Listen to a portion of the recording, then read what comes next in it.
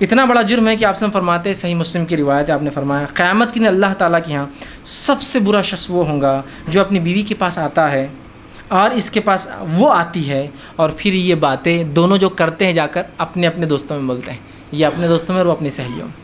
اللہ کے نزدیک روز قیامت سب سے برا آدمی، سب سے بری عورت وہ ہوں گے جو دونوں ساتھ آتے ہیں، ساتھ سوتے ہیں، وہ کام کرتے ہیں جو ان کے لیے حلال ہے، الگ ہونے کے بعد یہ اپنے دوستوں میں اور وہ اپنے سہیلیوں میں بیان کرتی ہے۔ سب سے برا آدمی، سب سے بری عورت وہ ہے۔ لیکن آج تو ہمارے پاس بہرحال یہ ایک دم کامن فینومینا ہے، بلکہ ہمارے پاس ایک غلط فہمی تو یہ ہے کہ ولیمہ تب حلال ہوگا کہ اگر ہم بستری ہوئی تو وہ صبح جب ولیمے میں آتا دوست یا رشتہ دار بولتے ہیں حلال ہے کیا ولیمہ؟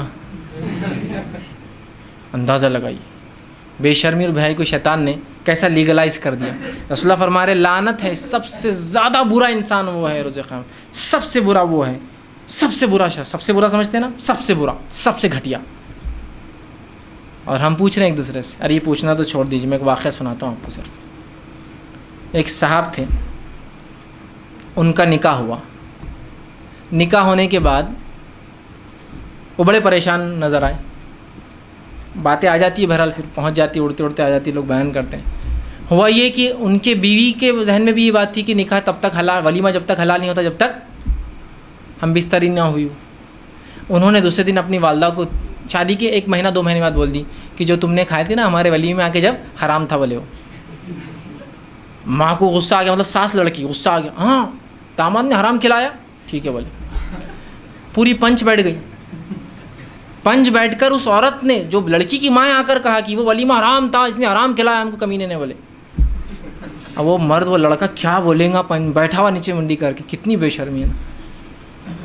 سب سے پہلی چیز یہ بات یاد رکھیے، مرد اور عورت کا جب پہلی بار ملتے ہیں میاں اور بیوی، وہ عمل جس عمل کے تعلق سے آپ پوچھ رہے ہیں وہ ہونے کے بعد ولیمہ حلال ہوا نہیں ہوا، وہ عمل کبھی کبھار پہلی رات ہونا پاسبل ہوتا ہی نہیں ہے۔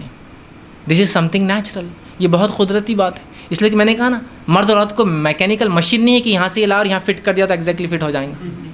دے آر ناٹ میکینیکل، وہ ہیومن بینگس ہیں، اس میں بہت ساری مسئلے ہوتے ہیں، مصلحتیں ہوتی ہیں، عمر ہوتی ہے، ایج گروپ فیکٹر ہوتا ہے، جس کو فزیکل فیکٹرز ہوتے ہیں، جسمانی فیکٹرز ہو سکتے ہیں۔ سمجھ رہے ہیں آپ بات کو؟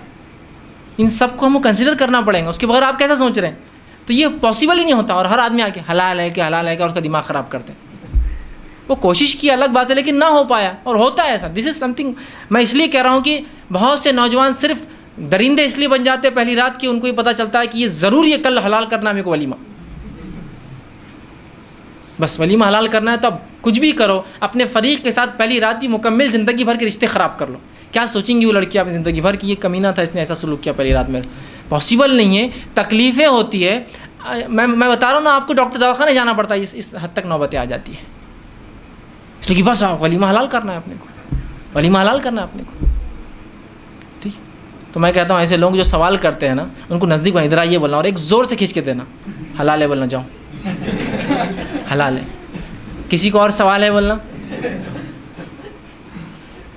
رسول اللہ فرما رہے سب سے برا شخص جو بولے، اور تم پوچھ رہے ساس کیس ڈال رہی ہے اپنے داماد پر کہ حلال نہیں تھا، تعجب کی بات ہے، اللہ رحم کرے، کیا جہالت بولیں گے۔ کبھی توحید اور شرک پر ایسا نہیں ہوا کہ یہ شرک مشرک ہے اس لیے اب کبھی پنج بٹھایا جائے، یہاں بٹھا رہے برابر۔ کیا عجیب بات ہے، کیا مطلب اس کے بارے میں غلط فہمیاں ہم میں پائی جا رہی ہیں، اندازہ لگائی۔ تو ولیمہ حلال ہے پوچھنا یہ حرام ہے، یاد رکھیے۔ اس لیے کہ اگر وہ ہاں کہیں گا مطلب وہ بتا رہے کہ ایسا ہوا، تو آپ یہ نہیں کہہ سکتے کہیں یہ بے شرمی کی بات ہے،